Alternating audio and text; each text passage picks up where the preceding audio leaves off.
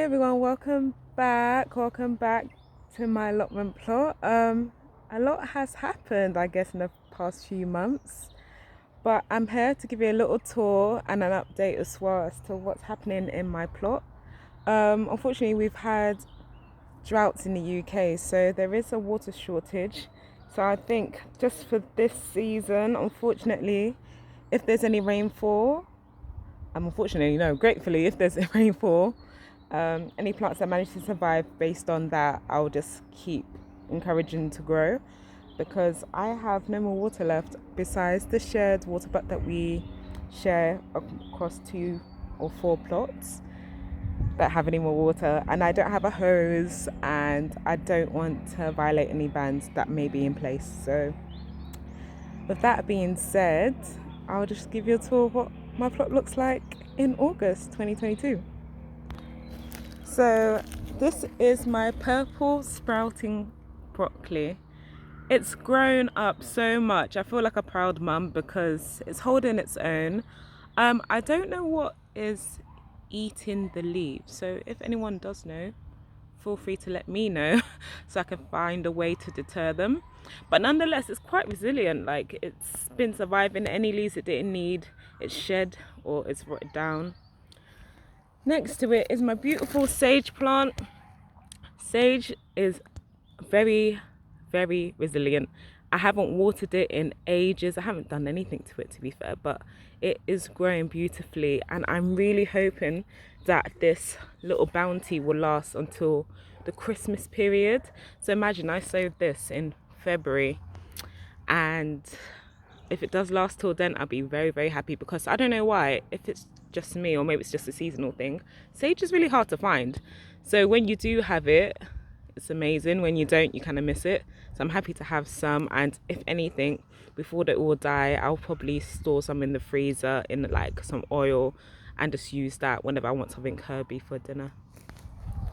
Next is my leafy, colourful range. So you can see there's a bit of wildlife on here but this, oh, a few actually, but this is my Swiss chard, and you can see that the red stalked variety is thriving. I haven't picked them as often as I should because I haven't been here as often as I should, but nonetheless it's growing, surviving. I will take some for dinner and hopefully won't take these bugs with me so they can live here. I got my purple curl, which is just looking beautiful. I actually don't know when to harvest this, so if anyone knows when is a good time, please let me know. But nonetheless, I'm just gonna keep it growing. And luckily, off camera, I gave out a little scream because imagine, with the lack of water, I wasn't even expecting my courgettes to even survive. But lo and behold, here's another one, and I'm definitely going to pick that one now because I like it when it's a bit young and tender rather than it becoming a marrow. So we're definitely going to harvest that today. And here's, as you can tell, I kind of like kale, so here's some green kale, and yet again the color on this camera looks amazing, but green kale and purple kale side by side, living in harmony. And yeah, yet again, no idea when to harvest it, so if it's a good time to harvest some leaves, let me know and I'll happily add it to a salad or saute it in one of my meals. Also, seeing as we've had really hot summers and I really wanted to try and grow peppers, I did. So yeah, they do look a bit wrinkly because I haven't been able to water them consistently, but I've got a good like 3 peppers on this plant, which is amazing. And also, I'm trying to walk around, also have a beautiful bell pepper on this one. So I think I'm going to harvest the purple one. Even though it's a bit wrinkly, I can still use it. I don't think there's anything wrong with it, but yeah, I'm just going to encourage them to actually ripen further and use them as red bell peppers, for I use those the most. This plot here, oh, it was so beautiful because I had my nasturtiums here and it was really beautiful and everything, and I had also my dwarf beans here and peas, but because of the hot weather they completely got scorched. But I'm just gonna let everything die down in here, because really and truly it's just been more nutrients added back into the soil. And plus the aim for the next season is for me to actually fill up my raised beds fully, because you know, filling raised beds is not cheap. So I thought, let me do the most I could afford to for one season, and then I'll fill up the rest the next. So that will be happening. And boom, here are my cherry tomato plants.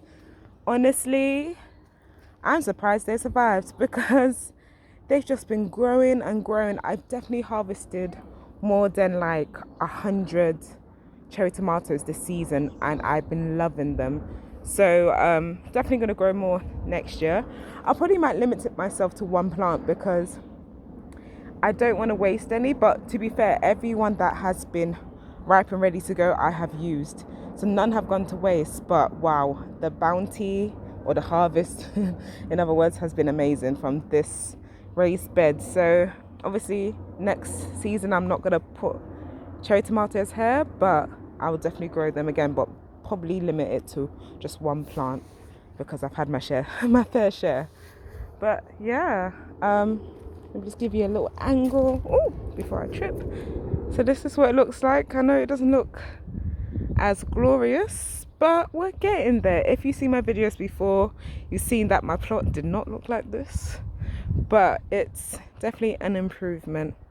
So I'm looking forward to what the winter has to bring. I'm going to actually try and sow some more seeds and do some overwintering produce. We'll see what happens, but that will be nice if I can. And my apple tree is just heavy laden with some apples, so I'm going to pick some of those. And also I do intend on trimming it, because I feel like some of the growth is kind of getting wasted, because I can't reach the really good ones on top.